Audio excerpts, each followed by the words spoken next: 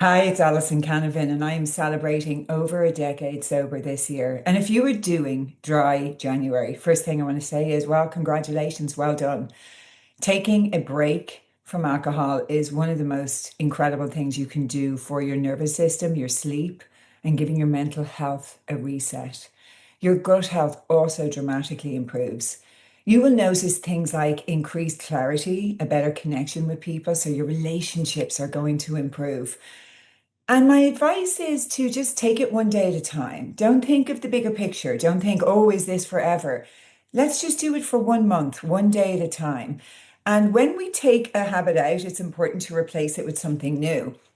So maybe getting out, getting into nature, creating a nice ritual for yourself. And remember, you're not missing anything, you're gaining new perspective and clarity. Year on year, since I have become sober, my life has gotten better and better and better and better in ways I never thought possible.